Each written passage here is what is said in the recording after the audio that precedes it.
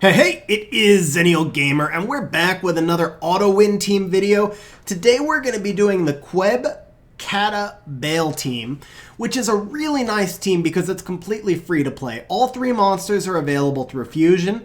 Now granted, two of them are nat 5s and they're going to perform better if you skill them up, so they may need some Devilmons or additional fusions, but it's a team that's accessible to everybody. The other really nice thing about this is if you're at a stage of the game where you're doing or building towards BJR5, you're taking your Baleygr, who's going to have one of your best offensive rune sets and is in the single most important PvE meta, which is obviously raiding. And we're using him for an auto-win PvP team as well. So it's a really nice team to build. So with that said, let's go jump into a guild war right now and just take a look at how the team actually works. Okay, before we jump into it, I just want to show you guys real quick. We are currently ranked 17. I'm actually recording this video 2 hours before the end of Guild War for the week. Okay, so after showing you our rank, I'm worried I might not be able to find 3 defenses specifically that this team works against, but I did find one to start. So we're going to go through this fight particularly slowly and explain it step by step, just in case we can't find another team to use it against in Guild War. Now, there's a couple of keys as far as what I'm looking for a team to use this against. The first key is that there cannot be any strip on the enemy side because I'm counting on my will runes holding up. The second thing is there cannot be any major damage dealers. So Molong, for example, would Reckless Assault Baleygr. He could also strip, so Molong is really just deadly for you all the way, but what we want to make sure is that there's nothing that's going to kill our Baleygr before he gets a chance to go. Now with that said, this Theomars is a little bit risky because he is Element King and because he is Theomars and he can proc a million times. He could drop my Baleygr before I have gotten a chance to attack, but it's pretty rare. He would have to proc twice in order to drop my personal Baleygr, who is right around 90,000 effective HP. So let's go into this battle and see what happens. Okay, so the Wusa does take first turn, which is to be expected for my speeds. I wind up taking second turn, and we're going to go ahead now, and we're going to take our Qeb, and you'll notice that I'm going to get an attack power and critical rate boost for both Baleygr and Katarina. It's actually a whole team. And then I'm going to put invincibility on Katarina as well. Now, unlike Imiseti, there's no attack bar boost, so my slow monsters over here are both going to remain slow.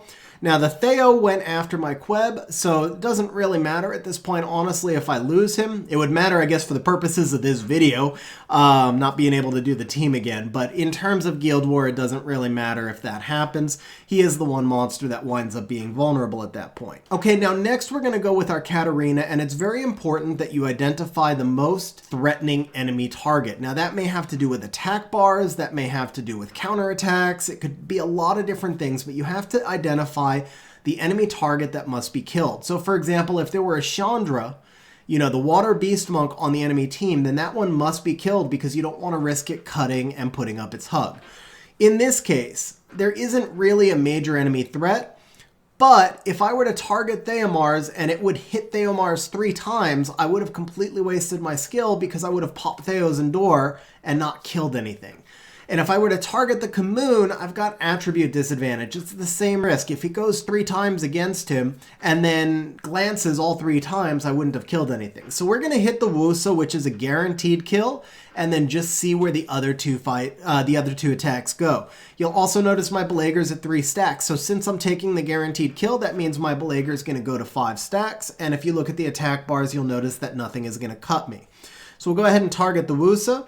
We wound up getting 2 hits on the Wusa and 1 hit glancing. You saw that 73 damage on the Commune. That's why we didn't target him. So now we'll go ahead. We're going to go with our Baleygr, which is going to destroy a lot of that Theo's HP, and hopefully it's going to kill the Commune at the same time. So oh, wow, that is a tanky Commune. I saw an 18 and a 21,000 hit go to him. So 39,000, he still lived. But in the meantime, you'll see that my Qeb did come back up. And I am going to be able to kill the Commune and probably pop the Theomars Endor with my skill 2 right here. So we do that. We did pop the Endor. We did lose Qeb, which I guess means that we're not going to be doing another fight in this video. So I'm glad I went through this in more detail. But we'll go ahead and finish off this fight right here. And then we'll talk a little bit about how you specifically build that team. Okay, so now that we've seen how the team works, let's talk about how we build it. We're going to start with what's probably the easiest monster and the lowest rune requirement, which is the Qeb. And no, guys, I'm not even going to try and pronounce this one. Sorry, you can roast me on the pronunciation of Qeb, but we're not even going to try the entire thing. So anyway, for the most part, let me start off by just mentioning this is a 4-star water monster. If you happen to have him max skilled, then he's going to have some added value for World Boss. Now, I'm not taking advantage of that value right now, but I certainly could if I needed to, and so that's something you may want to consider. His highest stat is obviously his base HP, so you may want to do him in a speed HP build with a lot of HP through subs. That's going to give you a big boost on your World Boss score. Now, as far as the actual build for the team, there's a couple of ways you could do it. You can make him tanky, which obviously I have not made him all that tanky. Mine is actually going to be in speed, crit rate, and attack. If you choose to make him tanky, the value there is that, as you saw in the fight that we just had, because he's the one who acts first, he's the one who loses his immunity, and he will sometimes get defense broken by a Theomars or depending on what enemy you're facing. So if you make him tanky, you've got a better shot for him to survive. Now, here's the argument for building him in a more offensive build like I have him in right now. And that's basically the same thing that you saw in this fight, where if you don't have quite enough damage to kill the enemy monsters, he's going to be able to finish them off for you. It's really just once in a while I need him to do enough damage to finish off a Theomars, Commune, or Perna type monster where he's usually got attribute advantage anyway. So what I did was basically put him in an offensive rune set with big HP and defense subs and kind of split the difference and made him sort of hybrid. I put a little bit of accuracy on him as well for the slows from his skill 2, but again, it's something truly that doesn't matter. So the big takeaway here is you can basically build him however you want. It's not going to change a whole lot. Now, as far as speed goes, I recommend trying to get him over 240 if you're in a higher G1 guild or above. Typically, 240 is going to outspeed most of the types of comps that you're facing, which is going to allow him to put invincibility up on the Katarina. With that said, honestly, his speed really doesn't even matter all that much either. Most of the time, if you're using the team correctly and taking it in against teams that it will easily build, it doesn't actually matter if you act first or second with him. So if you can't put big speed on him, don't. The only thing that genuinely matters, there's two things that genuinely matter. He must be in will runes, and he must be the first monster to act on your team. And if you're going to make him slower, he must also be able to take a couple of hits. You can't have him die before he puts invincibility on Katarina. So for Katarina, we're most likely going to go Rage Will. Fatal Will is fine, and if you don't have a big Rage or Fatal set, then honestly, whatever the biggest damage dealing set you can put her on is fine. Just make sure she's on Will. Now, what we're going to be looking for with her is a minimum of 70 crit rate. So mine has more than she needs, and the reason we're going for 70 is because we get that crit rate buff from Qeb. Okay, so we have our Katarina loaded up in the Optimizer tab of the Summoner's War Optimizer. By the way, guys, if you don't have the Optimizer and don't know how to use it or where to get it, I'm going to put a link in the description down below for a video done by AceditGaming that explains how you install it. So we've got Katarina loaded in the Optimizer here. Now you'll notice that I've got Rage and Will preloaded along with attack, crit damage, attack. So a big thing here is she does not need any speed whatsoever other than she's going to have to be faster than your Baleygr. So we put in, my Baleygr happens to be 127, so we put in 128 minimum speed. Now I put 65 crit rate here.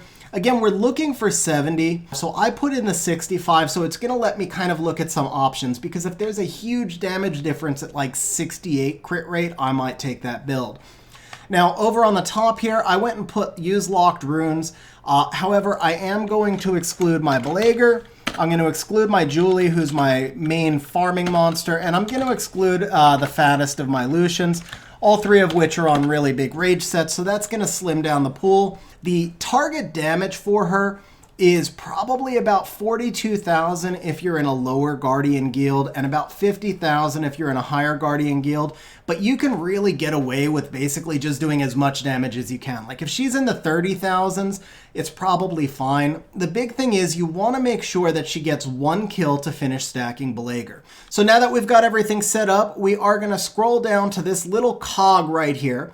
Now you'll also notice I have the plus 15 hit. So we're going to hit this little cog, and over here we're going to program the skill to sort of discharge, which is her skill 3. Put in the appropriate skill ups. And right here, this number is just saying how much additional damage you get, what percentage of additional damage. You're going to go ahead and click this Ignore Defense. You want to use buildings and Guild War buildings. You're going to use the attack buff, and then we're going to put in a 44% leader skill, which is what the Baleygr does. So then as soon as we hit apply, it's actually going to start running the optimizer, but you're going to hit stop right there. We're not ready to optimize. We also want to do our focus stats. So in this case, I've gone with HP, defense, attack, crit rate, and crit damage. And she doesn't need speed. She doesn't need accuracy. She doesn't really need resistance because she's going to have invincibility. So we're just throwing in the HP and defense because it broadens the range of search options in the optimizer. Honestly, the only things that truly matter are attack, crit rate, and crit damage, but by adding in more focus stats, the optimizer will look at more builds. The search depth is how many rune builds it looks at, or how many set builds it looks at. So the higher the number you put, the more in-depth the search, but the longer it takes to run the search. And then from there, I'm going to go ahead and also throw in 80,000 effective HP. Ideally, for being in a G3-ish guild, I would like her to be slightly higher, just in case my Qeb gets outsped, but 80,000, I mean, my Bale's at 85 and usually does pretty well as well. Now to start off with, we can see that my Katarina does 45,700 damage per hit right now with 84 crit rate. And again, she doesn't need quite that much crit rate. I've got her in this particular set because of Leos in Labyrinth Hell, so I wanted her closer to 85 crit rate. I could actually boost her up to 49,000 per hit in Guild War on a 71 crit rate build, and in order to do that, I would have to take some runes from other monsters. So that gives you an idea of how we search for it. You're basically just going to sort by damage. And then again, if you don't want to take runes from other monsters, you just come up here, you click use only runes from inventory instead of locked runes. Okay, now, honestly, I should have done Baleygr before Katarina because obviously you're speed tuning Katarina to the Baleygr, but I didn't. So when you're building your team, just a heads up, build the Baleygr first because of that speed tuning. The other thing is, if you're building towards BJR5, if you're already at BJR5, then he's already built. But if you're building towards BJR5, then you're going to want your better set of rage runes on him anyway. For BJR5, you would typically need at least 58 crit rate or 62 with a Rika lead. And for the Qeb-Kata-Bale Qeb team, you would probably want him to be up around 70 crit rate. He's going to get a crit rate boost, so 70 crit rate is a guaranteed crit unless he has element disadvantage.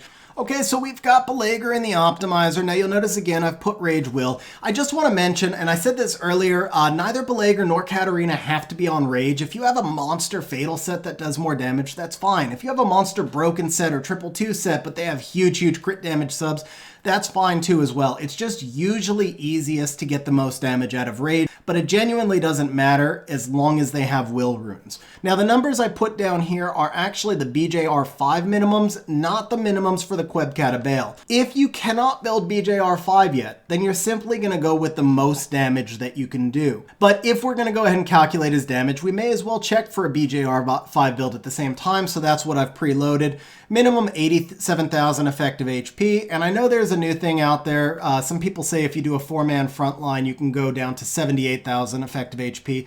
I haven't seen that team actually in operation yet, so it's not one I can recommend. Probably works, I just don't want to recommend something till I've seen it.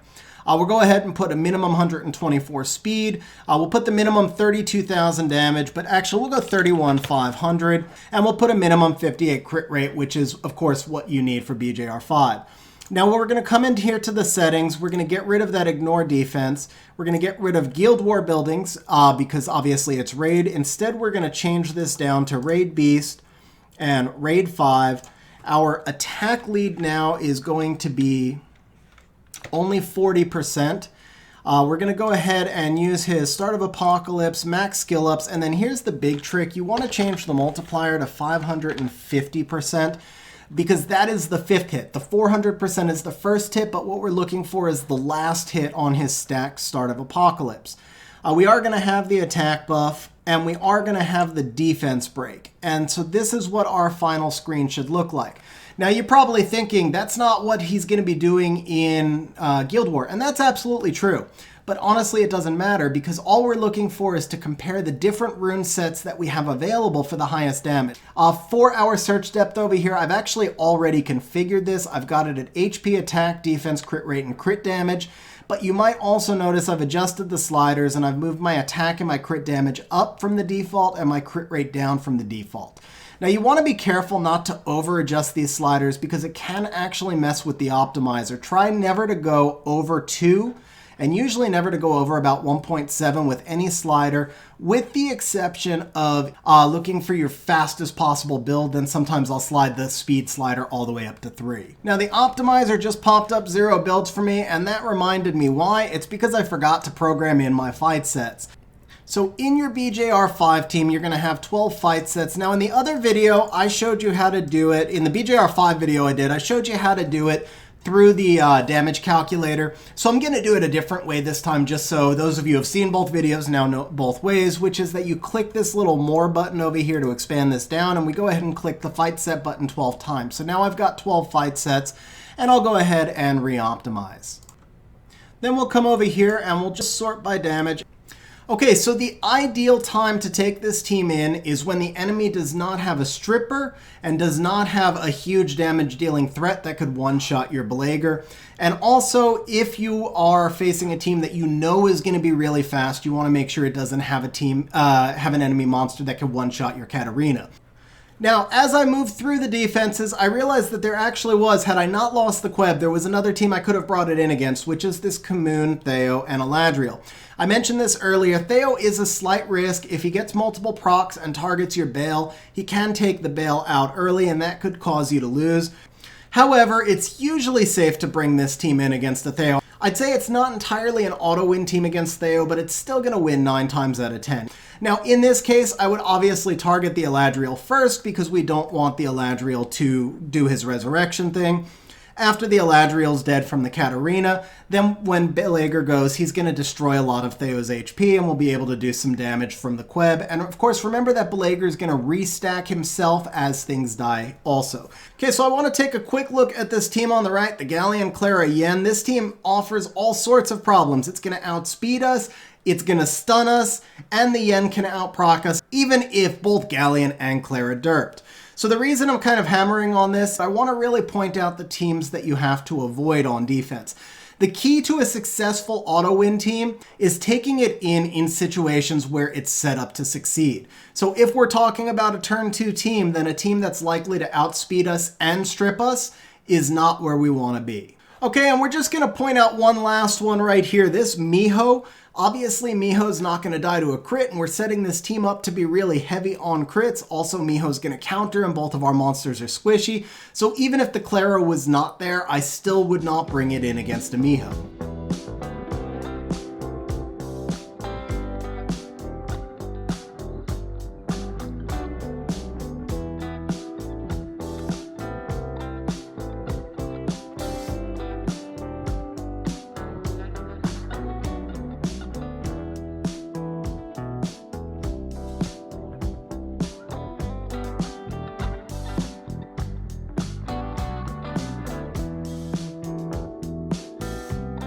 Okay, so that is it for today's auto-win video. Hopefully you guys got a pretty good idea of when to take it in and when not to take it in and which comps it will counter effectively.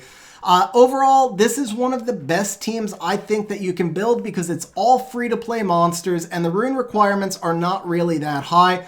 I know I'm showing you crazy high runes on the Baleygr, but that's because it's a BJR5 Baleygr. He could get away with way less damage. Katarina can also get away with less damage. I'm not going to really give you specific damage targets because it depends on stage of game, but just know about how many HPs the average enemy monster on your stage of game has, and that's your target. You're looking to one-shot them. So if you're in C2 Siege and most of the enemies only have 35k, then that's your target, is 35,001, right? You just want to make sure that your Katarina can kill something when she goes and everything else will take care of itself. So guys, as always, I appreciate you watching. I hope you found the video and we'll see you next time.